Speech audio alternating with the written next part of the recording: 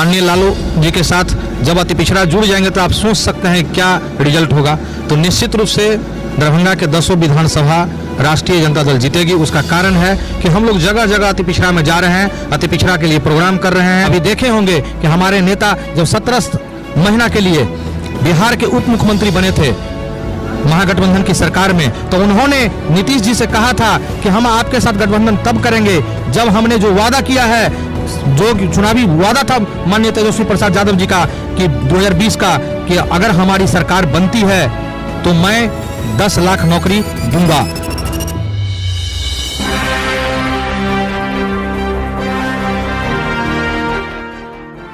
नमस्कार, बिहार मिथिला न्यूज में आपका स्वागत है। मैं हूं मनोज। कुमार गौरव जो है सो कर्पूरी ठाकुर जी की जो 24 तारीख को 121वीं रज जयंती है, उसको लेकर के कार्यक्रम का आयोजन किया और खासकर हायाघाट विधानसभा के तमाम और नेताओं को यहाँ बुलाने का काम किया उन्होंने।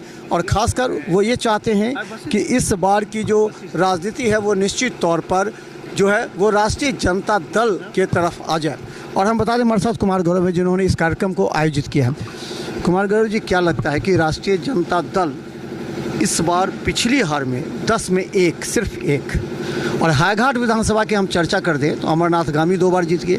अति पिछड़ा को लेकर के जो हुआ तालमेल, इस बार जो है 10,000 से भोला यादव जी पीछे वो राष्ट्रीय जनता दल के थे। तो क्या लगता है कि फूट करो राज करो की नीति है?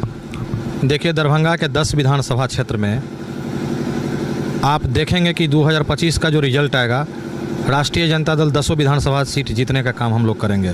क्योंकि आप देखे होंगे कि पहले जो लालू जी के समय में अति पिछड़ा को जिन कहा जाता था, फिर अति पिछड़ा लालू जी के साथ जुड़ने लगे हैं। माननीय लालू जी के साथ जब अति पिछड़ा जुड़ जाएंगे तो आप सोच सकते हैं क्या रिजल्ट होगा। तो निश्चित रूप से दरभंगा के 10 विधानसभा राष्ट्रीय जनता दल जीतेगी। उसका कारण है कि हम लोग जगह जगह अति पिछड़ा में जा रहे हैं, अति पिछड़ा के लिए प्रोग्राम कर रहे हैं। और साथ ही हमारे नेता के द्वारा जो मैनिफेस्टो निकाला गया है कि माई बहन मान योजना, जिसके तहत महिलाओं को 2500 रुपया देने का काम हमारे नेता ने कहा है कि अगर मेरी सरकार बनती है तो मेरे पहले मीटिंग में कैबिनेट की बैठक में इस योजना को हम पास करने का काम करेंगे। दूसरी योजना है वृद्धा पेंशन योजना, दिव्यांगजन योजना, जिसमें कि केवल 400 रुपये मिलते थे, उसको हमारे नेता कहें कि हम 1500 रुपया करने का काम करेंगे। आप सोच सकते हैं कि उस गरीब गुरबा को उस 1500 रुपये से क्या अटैचमेंट होगा, उससे क्या उसके बेनिफिट होंगे।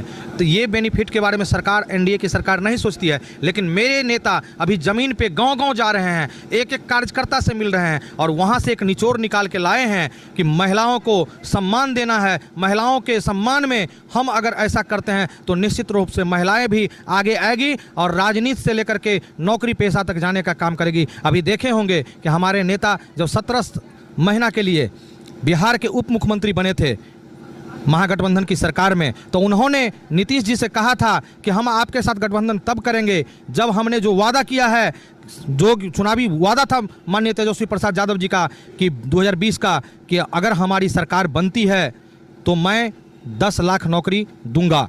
लेकिन हम 17 महीने के सरकार में उप मुख्यमंत्री के पद पर आए तो हमने, आप देखे होंगे कि 4 से 4.5 लाख नौकरी देने का बिहार में काम किए। और आप देखे होंगे उसमें 50% महिलाओं को सम्मान मिला है। महिलाएं शिक्षक बनी है, महिलाएं बिहार पुलिस बनी है, महिलाएं इंस्पेक्टर बनी है, महिलाएं स्वास्थ्य विभाग में गई है। आप सोच सकते हैं कि महिलाओं को सम्मान देने का काम अगर कोई करने वाले हैं तो हमारे नेता बाबू तेजस्वी प्रसाद करने वाले हैं। अब मान के चले हम हायाघाट विधानसभा की चर्चा करें, यहाँ बाढ़ और रोजगार को लेकर के बंद पड़े जो अशोक पेपर मिल है, वो 1860 में इसको कामेश्वर सिंह ने प्रारंभ किया था, लेकिन 1983 के बाद बंद पड़े। कितने इसके बाद विधायक हुए, लेकिन आज तक उसका कोई जीर्णोद्धार नहीं, कोई काम नहीं हुआ। ये मुद्दा हायाघाट के लिए है या नहीं, इसे बता दें। देखिए, अशोक पेपर मिल एक सामाजिक मुद्दा है, वहाँ के रोजगार का एक मुद्दा है। अगर अशोक पेपर मिल का निर्माण होता है तो निश्चित रूप से समाज के एक एक कुनबा को वहाँ रोजगार मिलने का काम होगा और हजारों लोग वहाँ रोजगार करेंगे। तो निश्चित रूप से सरकार को उस पर भी ध्यान देना चाहिए, एमएलए एमपी को भी ध्यान देना चाहिए और इसको जल्द से जल्द चालू करवाने की ज़रूरत है। निश्चित रूप से इससे रोजगार को आंदोलन के रूप में कहाँ कोई नेता बना पाए, ना राष्ट्रीय जनता दल बना पाई। आप लोगों ने विरोध किया, लेकिन अभी भाजपा के विधायक है वहाँ, ये 5 साल में विरोध नहीं हो पाया। लोगों के जो आक्रोश है, पैसे नहीं मिले उन लोगों को, जो उन लोगों का पैसा बकाया था, हजारों लोगों के, ये मुद्दा तो उठेगा ना इस बार।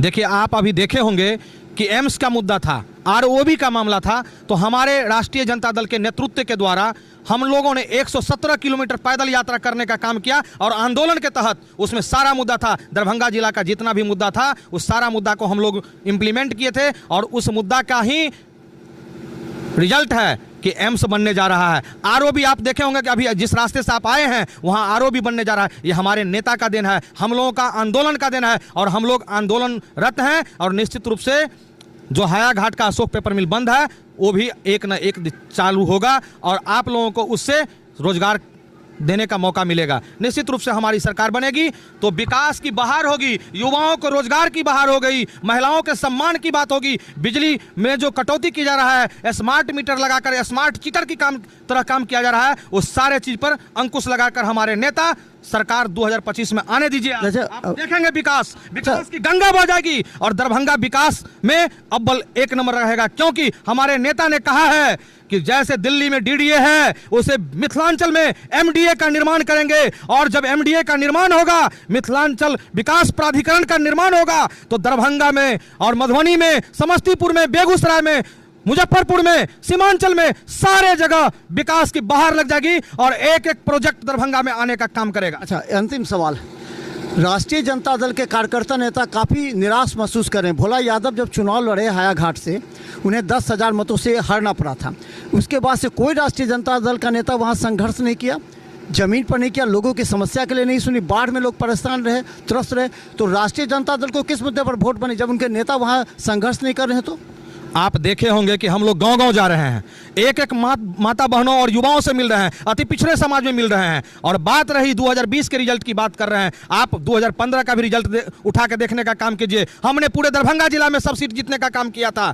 और आप देखे होंगे कि हमारे भोला बाबू भी चुनाव जीते थे, हमारे ललित बाबू भी चुनाव जीते थे, हमारे सिद्दीकी साहब भी चुनाव जीते थे और तमाम हमारे नेता जीतने का काम किए थे। और आने वाला चुनाव 2025 फिर से लालू यादव का सरकार बनेगा और हम लोग निश्चित रूप से बिहार विधानसभा में माननीय मुख्यमंत्री के रूप में तेजस्वी प्रसाद यादव को बैठाने का काम करेंगे। धन्यवाद। देखिए कुमार गौरवाल, देखिए मंच पर जितने लोग बैठे हैं और हम आपको दिखा देंगे कि देखिए पीछे जो बैनर लगा हुआ है वो राष्ट्रीय जनता दल का इस बार एक बड़ा मिशन है, क्योंकि 2025 में चुनाव है और इस 25 के चुनाव के मद्देनज़र इस बार राष्ट्रीय जनता दल कोई चूक नहीं कर रही है। ललित यादव लगातार चुनाव दे के केवल अपने क्षेत्र के लोगों को, भोला यादव अपने क्षेत्र के लोगों को, सभी अपने अपने क्षेत्र को चाहते हैं कि इस बार जनता तेजस्वी यादव के साथ जुड़े और इस बार सरकार तेजस्वी यादव के बने। इसलिए तमाम मुद्दों को लेकर दरभंगा में आज हायाघाट से ज़्यादा पूरे जिले के लोग आज कुमार गौरव के आह्वान पर दरभंगा पहुँचे हैं। देखिए क्या कहते हैं यहाँ की जनता, अगले एपिसोड में दिखाएंगे हम। धन्यवाद।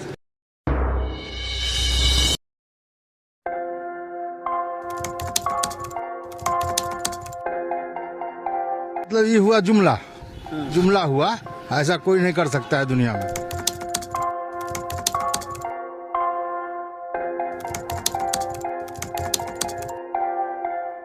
वोट बैंक के लिए तो कोई कुछ कर सकता है, मतलब वो इलेक्शन टाइम में डोर टू डोर आएंगे, कहेंगे कि ये वोट